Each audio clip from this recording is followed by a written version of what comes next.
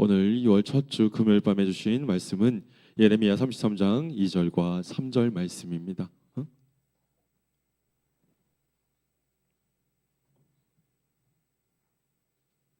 저 말씀이 아닌데 예레미야서 33장 2절로 3절 말씀입니다. 예레미야서 33장 2절로 3절 말씀입니다. 말씀 다 같이 합독하시고 7교구 식구들 나오셔서 하나님께 특성 예물 올려드리겠습니다. 다 함께 일어나셔서 함께 합독으로 읽겠습니다. 이를 행하시는 여호와, 그것을 만들며 성취하시는 여호와, 그의 이름을 여호와라 하는 이가 이와 같이 이르시도다. 너는 내게 부르짖으라. 내가 내게 응답하겠고 내가 알지 못하는 크고 은밀한 일을 내게 보이리라. 아멘. 지교구 식구들 나오셔서 하나님께 특성 예물을 올려드리겠습니다.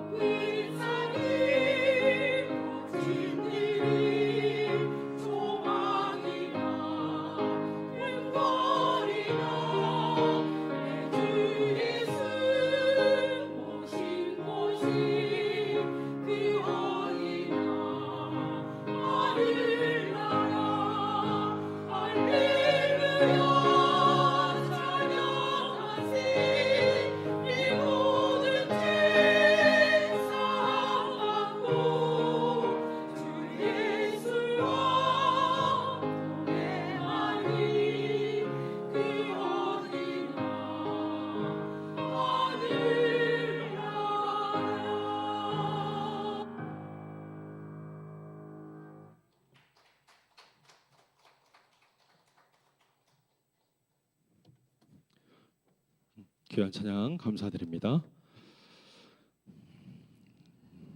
네, 기도하겠습니다. 사랑의 하나님 아버지, 이 귀한 시간 주님의 말씀 앞에 우리 모두가 겸손히 섭니다. 분주했던 마음과 산만했던 생각을 잠재워 주시옵소서.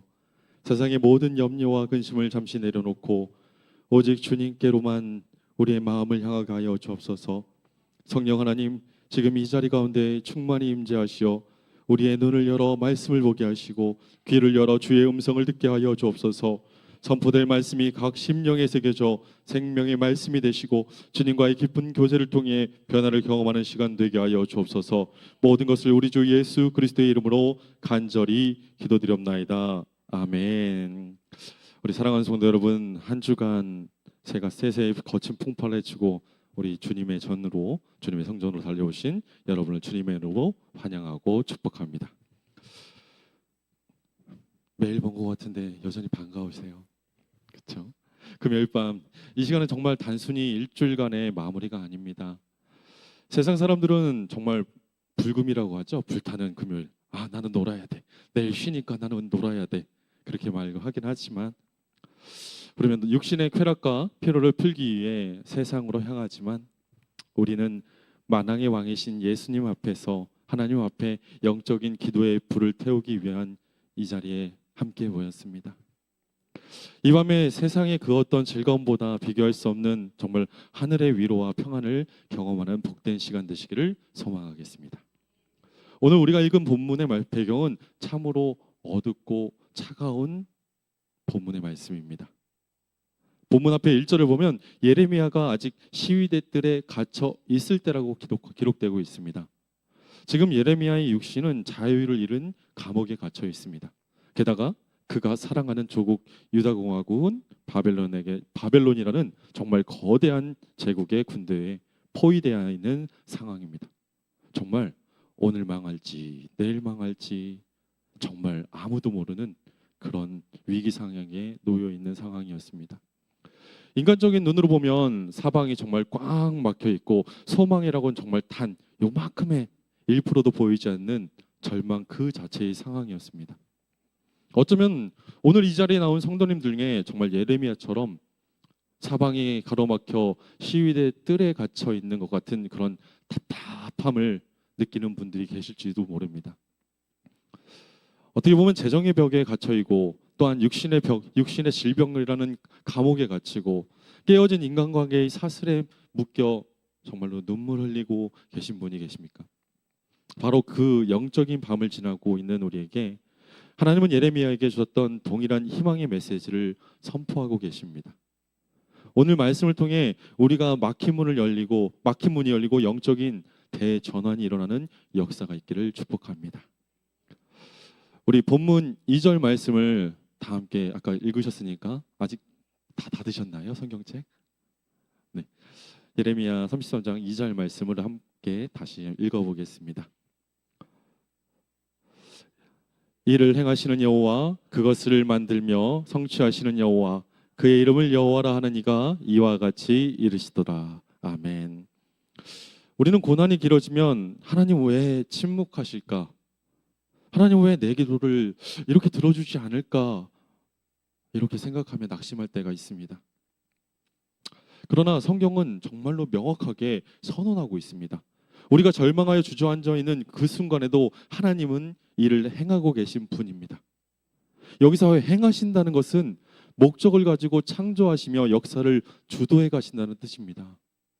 또한 만들고 성취하신다는 것은 바로 토기장이가 진흙으로 아름답게 그릇을 빚어내는 우리의 깨어진 삶의 파편들을 모아 하나님의 선하신 목적대로 완성해 가신다는 것을 의미하고 있습니다. 인간의 눈에는 바벨론에 의해 나라가 망하는 것이 정말 끝이라고 생각할지 모릅니다. 그렇게 보일지도 모릅니다.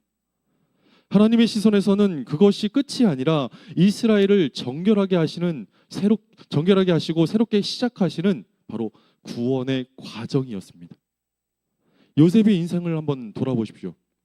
형들에게 버림받고 애굽으로 노예로 팔려가고 억울하게 감옥에 갇혔을 때 요셉의 인생은 거기서 완전히 끝난 것처럼 보입니다.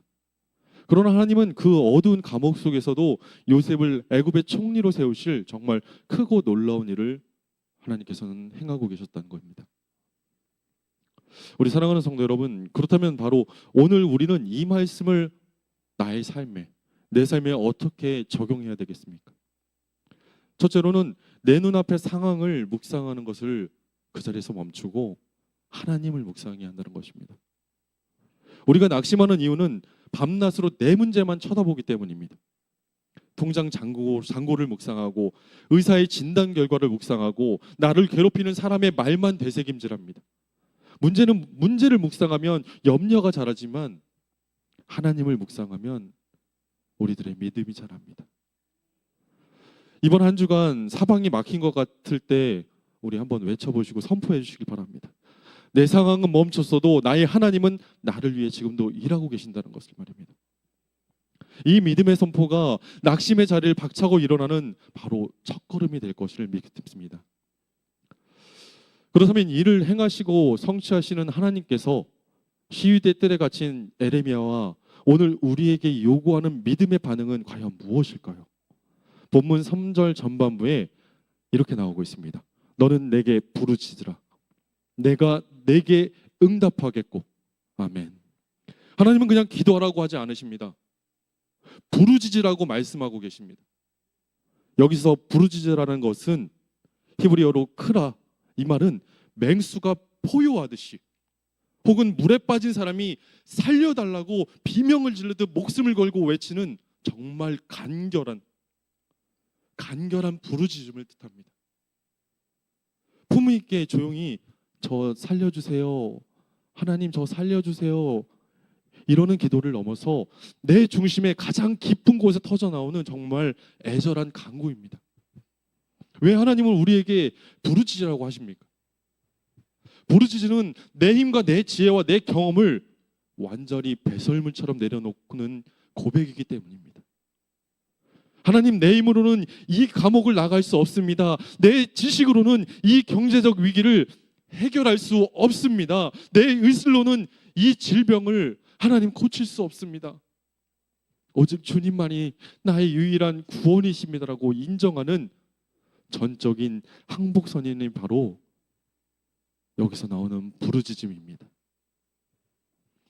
우리가 힘이 빠져 앓는 소리를 낼 때가 아니라 오직 주님만을 바라보며 부르짖을 때 하나님의 보좌가 움직이기 시작한다는 것입니다. 출애굽기 2장을 보면 고된 노동으로 탄식했던 이스라엘 백성들의 부르짖음이 바로 하나님께 상달되었을 때 하나님이 그들의 고통 소리를 들으시고 아브라함과의 언약을 기억하사 출애굽에 정말 위대한 구원 작전을 시작하셨습니다. 우리는 가끔 하나님 앞에서 체면을 차릴 때가 있습니다. 속은 정말 문드러가면서도 고상하게 읊조리는 기도만 합니다.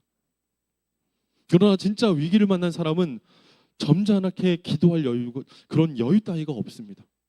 물에 빠져 허우적거린 사람에게 저기요 구조대원님 저 시간 있으면 저 좀 구해주세요, 여기 와서 좀 구해주고 가세요, 이럴 분 한 분도 없을걸요?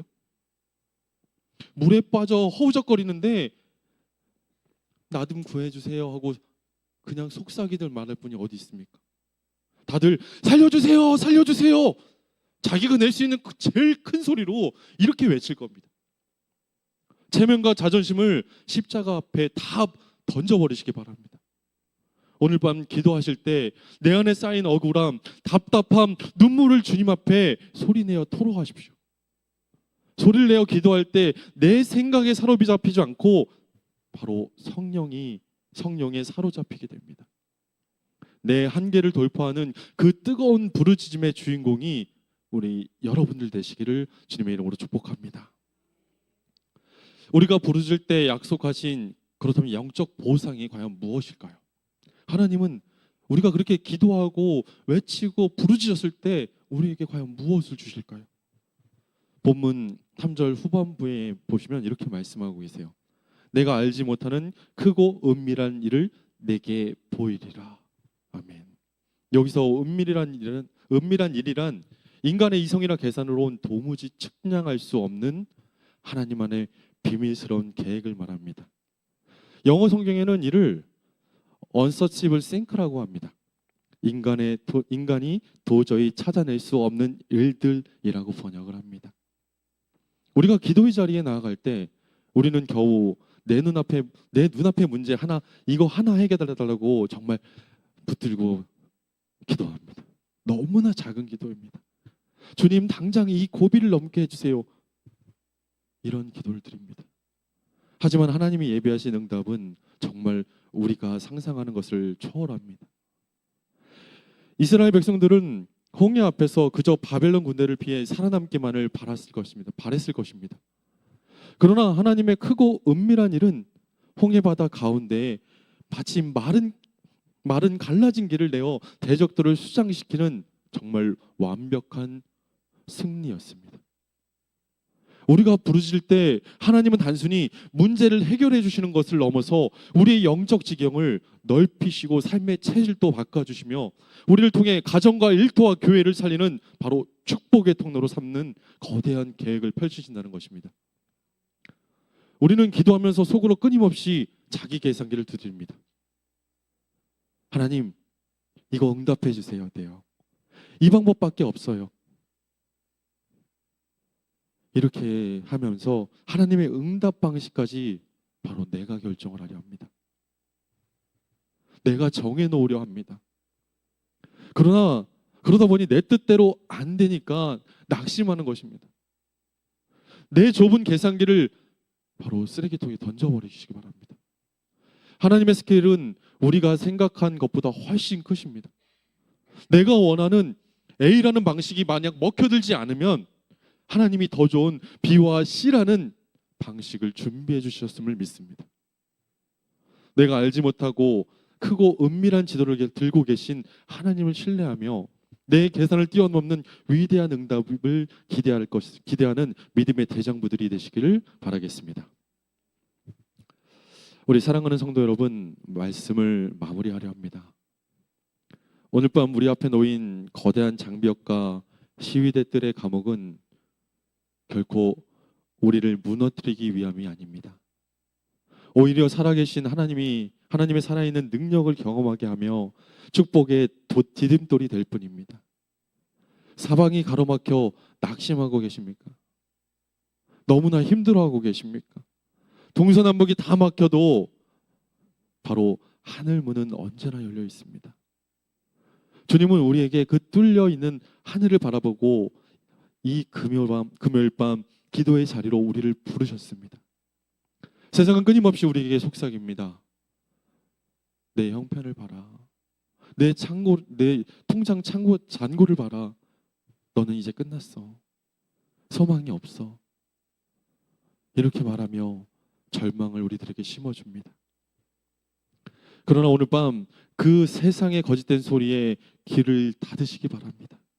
대신 미련해 보일지라도 내가 이를 행하리라, 내가 만들어 성취하리라, 너는 내게 부르짖으라. 하나님께서 말씀하시는 여호와 하나님의 음성에 심령의 귀를 기울이시기 바랍니다. 우리가 오늘 밤 무릎 꿇고 주님의 이름을 부르는 그 순간 영계의 거대한 지각 변동이 시작됩니다. 우리의 얄팍한 계산기는 부서지고 하나님의 크고 은밀한 시나리오가 우리들의 삶 가운데 가동되기 시작한다는 것입니다. 기도는 결코 허공에 치는 메아리가 아닙니다. 우리가 이 자리에서 눈물로 심는 그 기도의 씨앗은 반드시 기적의 열매가 돼서 우리의 가정과 일터와 나의 자녀들의 삶에 임하게 될 줄 믿습니다. 이제 기도의 불을 지피시기 바랍니다. 우리가 냉랭했던 가슴에 성령의 불로 뜨거워지기를 원합니다. 주여, 내 기도의 문을 열어주옵소서. 내 이성의 틀을 깨뜨려 주옵소서. 내 평생의 기도의 야성을 회복하게 하여 주옵소서. 이 시간 함께 결단하며 통성으로 나아갔을 때 묶인 것을 풀어주시고 막힌 담에 무너지며 육신의 질병을 떠나가고 죽어가던 영혼이 다시 살아나는 위대한 치유와 회복의 기적이 이 제단 위에 성령의 폭포수처럼 쏟아지기를 예수님의 이름으로 간절히 축복합니다.